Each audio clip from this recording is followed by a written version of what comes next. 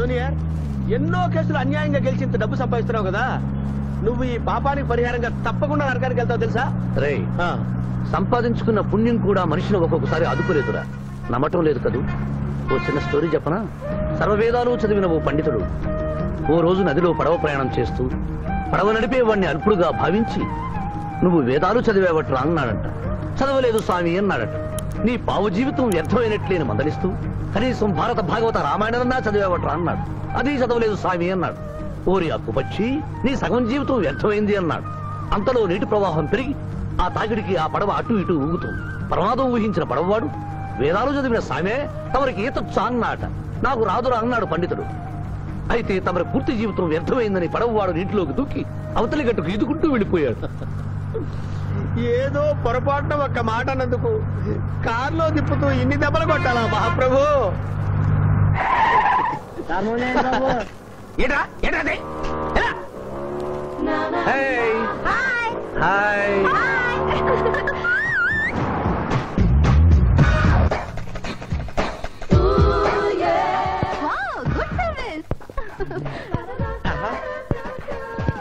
What is that?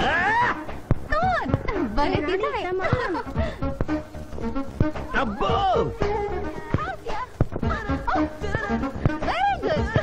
చాలా మందికి తెలియదు గాని పిఠాపురం, డబ్బు తీయకుండా అనుభవించే కాలక్షేపాలు చాలా ఉన్నాయిరా. రోజు ఇలాంటివి తగిలితే నా బోరు హై, నా ఖర్చు హై. నేను టెన్నిస్ ప్లేయర్ కదబ్బా. ఎవరు ఎక్కడ టెన్నిస్ ఆడుతున్నా నా కళ్ళు జిగిల్ జిగిల్ మరి ఆగిపోతాయి. నిజంగా నువ్వు టెన్నిస్ చూస్తున్నావా మావయ్య? వీడి మీద కొట్టు. నువ్వేంటమ్మా ఇటు వచ్చావు? నువ్వు ఇక్కడ ఉన్నావని చూసి వచ్చా. ఈ రోజు మన ఇంట్లో బొమ్మల కొలు. ఈ బొమ్మల కొలులో పడి మర్చిపోకు. తొందరగా రా. నదారి హై, నదోవ హై. తప్పదు junior. Hello hello hello junior, పాప బొమ్మల కొలు అంటే నువ్వు అందాల పోటీ తీసుకొచ్చావండి? పిఠాపురం, అందాల పోటీలు నేను జడ్జినన్న సంగతి మర్చిపోయావా? అది ఎట్లా మర్చిపోతావు? డబ్బులు ఇచ్చి మేనేజ్ చేసావు కదా. రేయ్, ఇప్పుడు నేను మిస్ ఆంధ్రగా సెలెక్ట్ చేయబోతున్న పాప దగ్గరికి నువ్వు రాయబారానికి వెళ్ళాలి.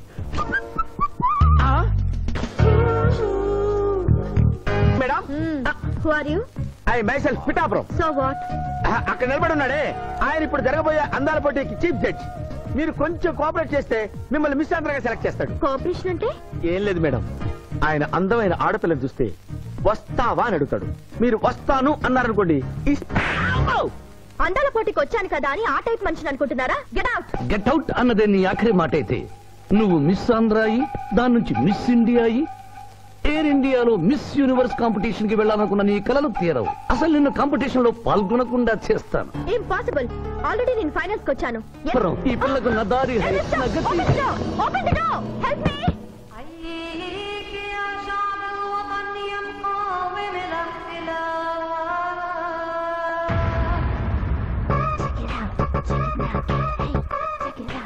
Check it now.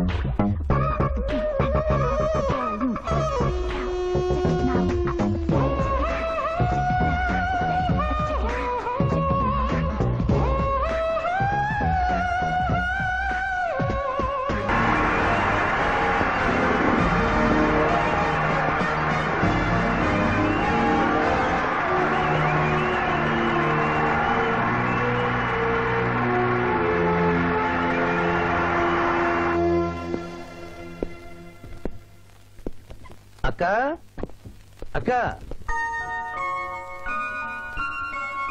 పిఠాపురం, నీకేమని చెప్పాను రా? అక్క ఇంటి దగ్గర దసరా కొలువు పెట్టి ఫ్రెండ్స్ ని పిలుస్తుంది. సాయంత్రం 5 గంటలకి ఇంటికి వెళ్ళాలని నీకు చెప్పానా లేదా?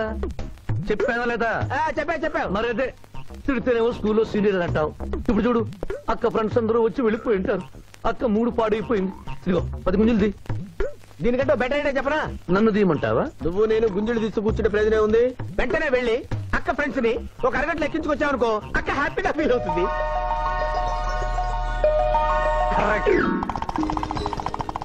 ఇది మా మావయ్య, ఇది మా అత్తయ్య. ఇద్దరికి పెళ్ళైపోయింది. అక్షంతలు వేయండి. Happy married life. Thank you. Happy Dasara. Thank you uncle. అత్త బాగుంది. Good selection. Thank you. Thank you మావయ్య. కూర్చో తల్లి. చూడమ్మా, నీ కళల్లో కోపాన్ని కన్నీళ్లను నేను చూడలేనమ్మా. నువ్వెప్పుడూ హ్యాపీగా ఉండాలి.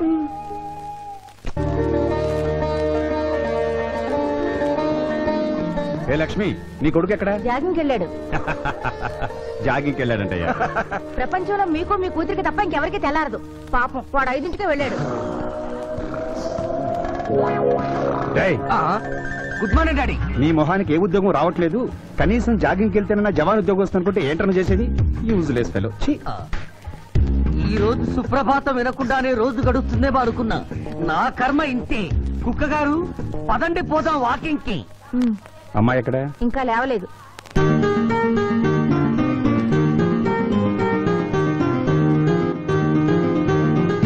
Good morning daddy. Good morning మా. Good morning.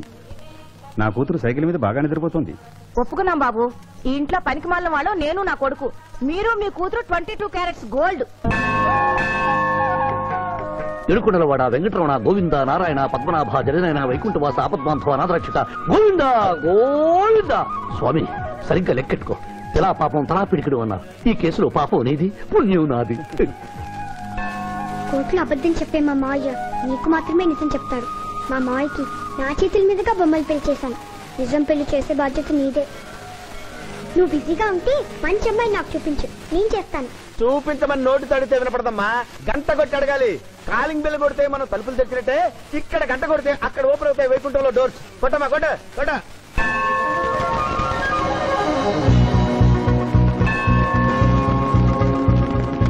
జూనియర్, ఉండిలో డబ్బులేసి ఇప్పటి వరకు నువ్వు చేసిన పాపాలన్నీ క్లోజ్ చేసావు. ఇక నుంచి ఫ్రెష్ గా తాజాగా నీ ఇష్టం వచ్చిన పాపాలు చేసుకోవచ్చు. కానీ నీ కంటికి నేను ఎలా కనిపిస్తున్నాను రా?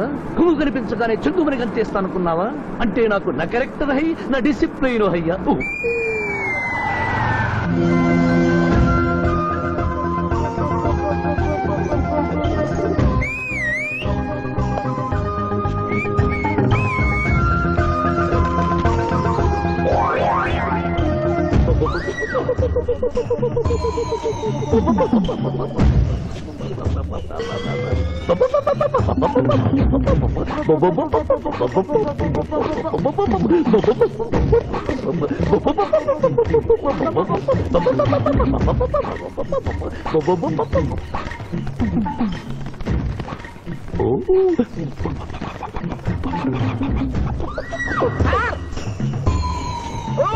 ఏంటి సార్ ఇది? మీరు సిటీలో బిజినెస్ లాయర్, ఇంటి దగ్గర లైన్ లో నిలబడే క్లయింట్ ఇలా 10 పడలేకుండా పావురాళ్ళకి కింద వేస్తారే సార్? I don't like. పావురాళ్ళు దేనికి చిహ్నం మాస్టారు? లవ్ మెసేజ్లు మోసుకెళ్ళటానికి. తప్పు మాస్టర్. అవి శాంతికి చిహ్నాలు. వాటిని మనం ప్రేమించాలి, గౌరవించాలి. వీరెవరూ మగ జీవుల పట్ల నాలాగే ప్రేమను కలిగి ఉన్నారు. మీ పేరు మేడం? విక్టర్పురం. నా పేరు మీకెలా తెలుసు సార్? అతనికి నువ్వు బ్రోకర్వి కదా.